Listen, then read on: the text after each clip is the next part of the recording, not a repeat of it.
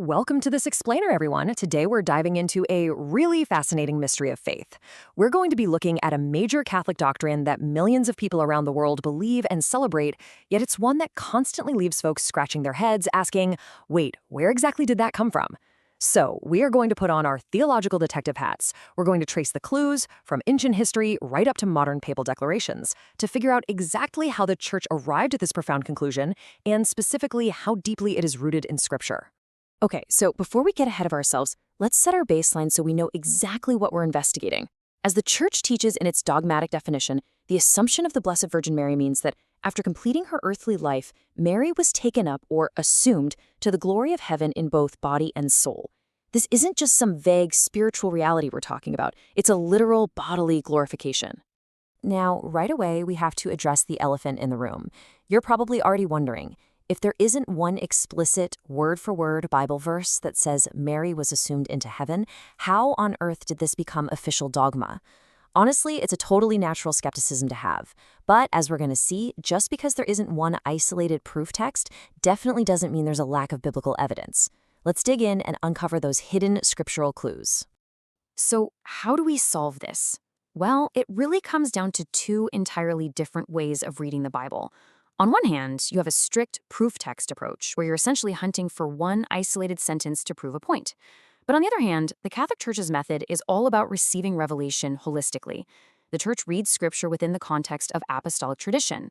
This means truths contained within the deposit of faith can be officially defined, even if the wording isn't explicitly direct. As Pope John Paul II pointed out, while the New Testament might not explicitly name Mary's Assumption, it absolutely provides a firm, undeniable basis for it. Section 1. The Scriptural Clues, Following the Logic. I absolutely love how clearly this logic builds, because this is the real core of our investigation. Let's look at the concrete deduction laid out by Pope John Paul II. Step 1. The New Testament heavily emphasizes Mary's perfect union with Jesus' destiny. From the miraculous conception onward, she is completely tied to his mission. Step 2. This means she intimately participated in his saving redemptive work. And step 3, logically, this unbreakable union cannot just snap and fail after death. Because she was perfectly united with Jesus in life and in his saving work, Mary naturally shares his heavenly destiny in body and soul. The doctrine isn't just invented out of thin air, it is drawn straight from the revealed realities about Mary and Christ. And Pope Pius XII really hit the nail on the head here. He emphasized that theologians aren't just making things up or coasting on mere piety. The arguments from the early church fathers have the Holy Scriptures as their ultimate foundation. Scripture puts Mary right in front of us as someone who is most closely joined with her divine Son, ever sharing his lot. Her destiny is just intrinsically tied to his. In plain English, it really just comes down to common sense about who Jesus is. Pius XII argued that it's almost impossible to think that Mary, the woman who conceived Christ, bore him and nourished him, would be bodily separated from him after her earthly life.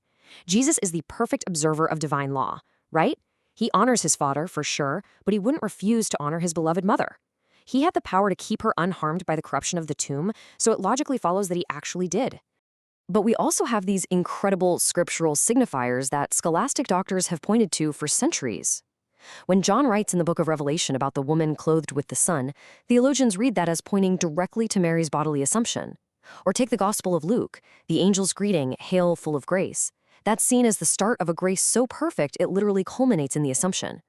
It's a special, unique blessing that actively counters the ancient bodily curse brought on by Eve. Moving right along to Section 2, the evidence of tradition, corroborating the clues. Having established that scriptural base, let's look at the corroborating evidence from the early Christians. It's so important to realize this wasn't just some late medieval invention. As early as the 2nd and 3rd centuries, we see these apocryphal accounts called the Transitus Maria.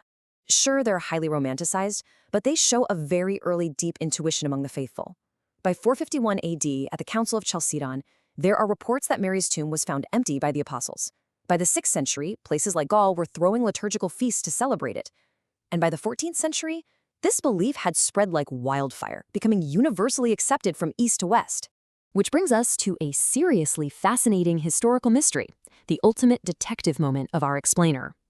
It's perfectly summed up by the Baltimore Catechism. It points out a glaring absence.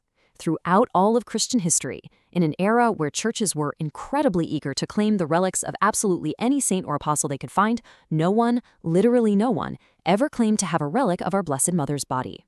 The apostles knew and loved her. They absolutely would have secured some physical relic if her body had actually remained on earth. Think about it. This total absence of relics is a massive, common-sense historical clue. It perfectly aligns with the scriptural deductions we were just talking about.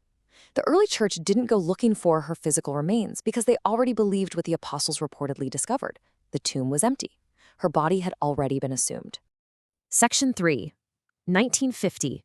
A divinely revealed dogma. So let's jump to the modern era to wrap up our mystery. Pope Pius XII didn't just wake up one day and decide to make this official on a whim. In 1946, he initiated a massive worldwide consultation among bishops, clergy, and the lay faithful.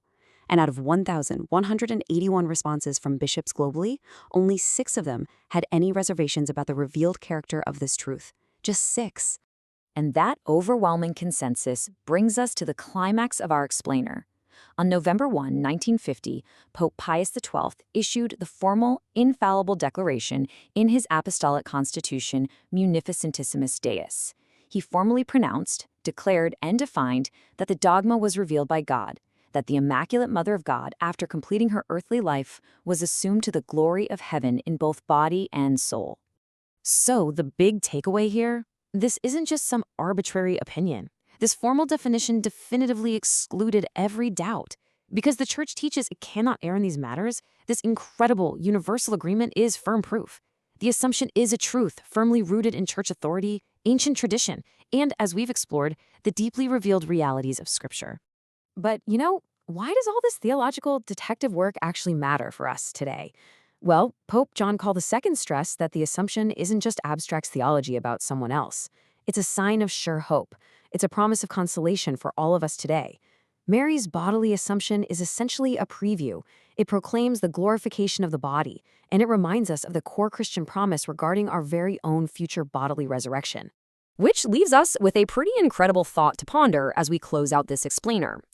If Scripture and tradition can unite so perfectly to reveal Mary's destiny without even needing one single direct proof text, what other hidden clues about our own future glory might the biblical text hold?